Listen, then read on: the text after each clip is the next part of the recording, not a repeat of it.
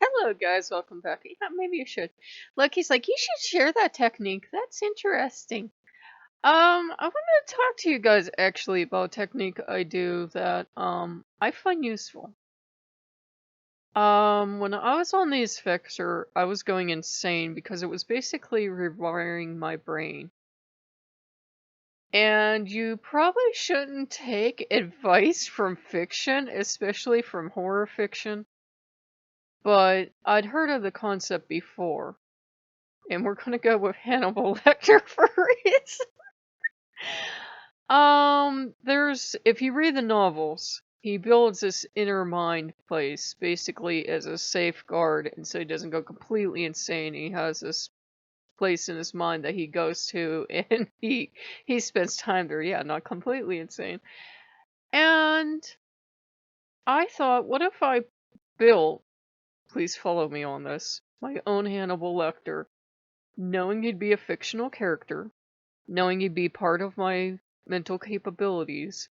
But what if I built him with these parameters? He would never be wrong. He could never give me bad advice. And he'd always be calm, reasonable, and logical. So he'd give me access to those parts of my personality. Let's be clear, this is part of my personality. This is not Tupla. This is not a magical assistant.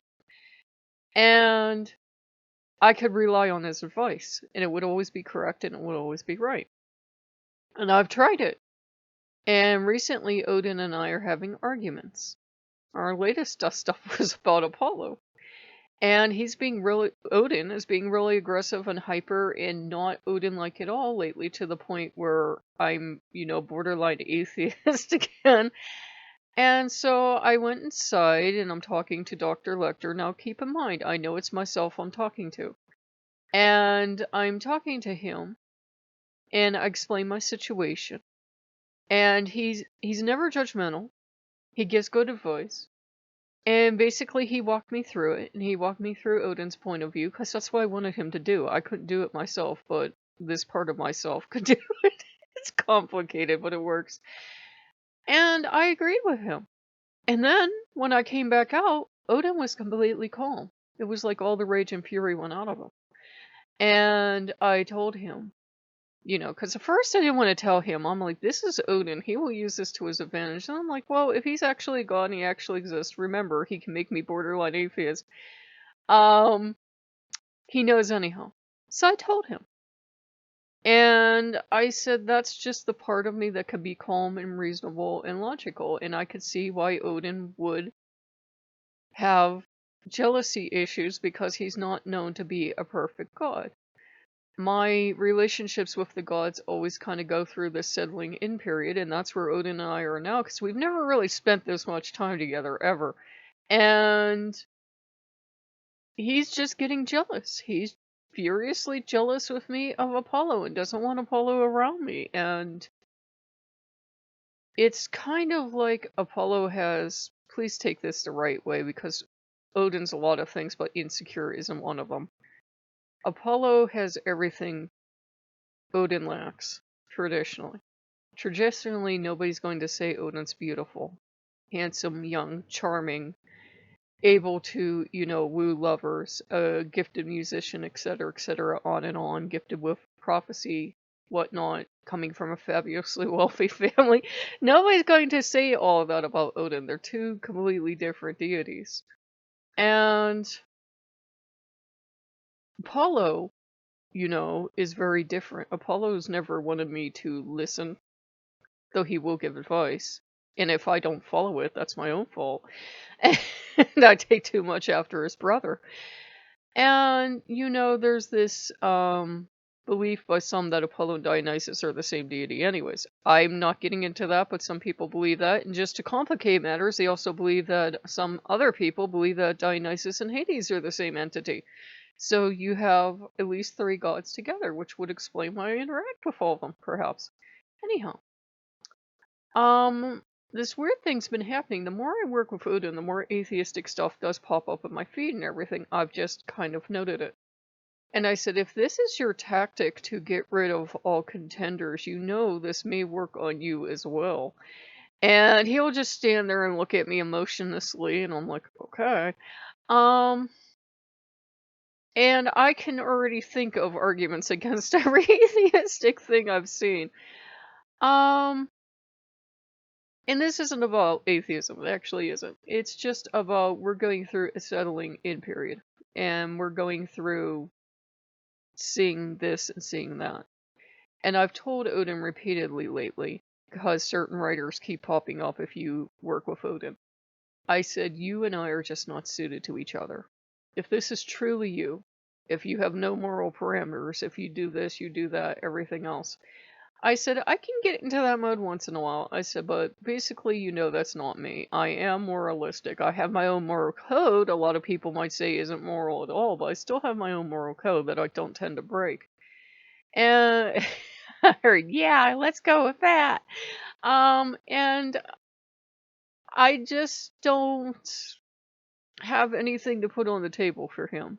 I'm not incredibly brave. I'm not incredibly smart.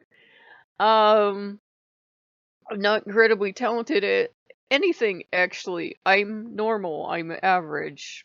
People that go towards Odin seem to think they're touched with destiny, and I've read some of that poetry, and he gives odd gifts. I'm sorry, I trained in writing. I've read my own poetry. I know if he gave me gifts, poetry isn't one of them. Anyhow, you're well now. And I think that's the thing. I'm at a place where I think if a god gave you the gift of poetry, shouldn't it be the most epic poetry ever? Shouldn't it be the most beautiful, towering, inflamed, passionate poetry that everyone would get? Not just people who worship the same deity, but everyone. Wouldn't it be a universal tool to take out into the world? This has become the philosophy channel. And use and show off. And wouldn't that gift more come in the thing of the great artists of our time, the great poets, the great writers, the great theaters, and everything else, the great, actors and writers for the theater and the I'm like, that's to me, that's touched by the deity. But most of us, I don't know. So Odin brings out my atheistic side, which is weird because I tend to think that if Odin gives you a gift, it should be pretty damn special. Um, Something about the mundanity of life back here. I think it was Dionysus. But the whole fight started because somebody said something about Apollo, and I defended Apollo, and it did not make Odin happy at all. Um, I'll defend Apollo.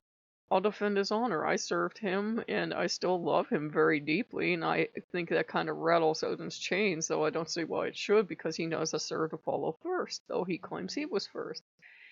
And Apollo's more fair. If I don't want to do something, Apollo will just shrug and walk away, and he'll be like, fine, do it your way, see what happens. He doesn't care.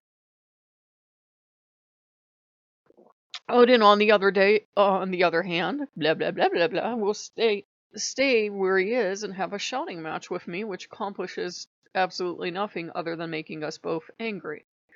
Though, to get back to Hannibal Lecter, Hannibal pointed out that, you're asking a god of fury and ecstasy to be calm and reasonable like the god of logic. This is never going to happen, ever. With me, Odin can have calm periods where he's really calm, but it's kind of like he's exhausted himself. And he needs to recharge, but while he's recharging, he's very calm and logical, but other than that, he's like amped up over Loki amped up stage. And I said, I just don't think we're suited to each other. I said, we can either get on like a house on fire and we're very passionately in love and we're working together and everything's great, or we hate each other and we're at war with each other. He made a mistake last night. He threw a relationship with another person in my face. And I said, your brother used to try that. I'm at the stage where I don't care anymore. And he just kind of looked at me. And I said, you know what? I said, in all seriousness, I said, this isn't bitterness and this isn't jealousy. If you do prefer that person over me, I am giving you an engraved invitation. Go. Go. Because I obviously can't make you happy. And I said, that's not bitterness. If you're not happy, I don't want you here. I truly don't want you here because I don't want you being miserable. I love you enough If that is what makes you happy, go find that. Go find it. Go run. Go find. And then he just gives me this really angry, disappointed look, and I'm like, well, I don't know what to tell you, man, because I'm not gonna hold you here if you're not happy. And it's just weird because I've been changing lately, as you guys notice. Now, I'm probably going to curse myself by telling you this, but I will take the risk. I've been eating more at home and trying to store up, like I said, apps for winter. And I've been not eating fast food, you guys have noticed. And by not drinking the pop, I haven't drank soda in like, what, a week or something? Probably like 5 or 6 days, but that's a long time for me. I'm not having all these achy arthritis pains. I still can get them, but they're nowhere as bad. So it's like, I never thought it had that much effect on my body. Maybe as I'm getting older, it's having an effect. Maybe it's the weather. I don't know. But if this continues, as much as I would like to have a drink of Coke, like really badly, I won't. And as much as I would like to go out for a double cheeseburger, I won't. If that's what it takes, that's what it takes. But, you know, this may be short-lived. Usually when I change my diet, it works for about 2 weeks, and then I feel like garbage. And no amount of nutritious eating or anything else helps, but, you know, it is what it is. So I just figured I'd share that with you. Odin and I became really close after the argument because, like I said, I settled down and everything.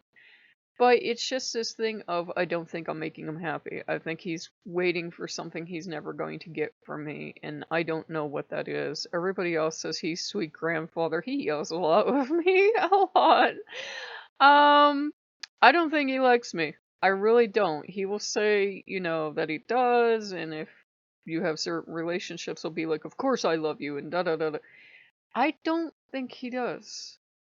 I said, I've never really seen, and I'm not trying to make a god jump through hoops, but I said, I've never really seen proof. I said, no, that's another thing. How does a god prove they love you any more than a human proves they love you? You have to take relationships on faith, but I said, I'm just not feeling it. I said, if you're threatened by me knowing Apollo, I wonder if you took me away from other gods, you know, all that psychic cleaning we did, for my own welfare, or did you do it because it was a selfish reason and you didn't want any competition? I said, I don't know. So, that's where we are right now. So, Loki's kind of quiet and surly because, you know, they will tend to, you know, repeatedly tell me I have the two of them. I have Loki and Odin, but I'm like, no, I can't even get along with Odin at this point. So, if you guys like what you see and you still want to watch the channel, like, comment, subscribe, and I'll see you later. Bye-bye.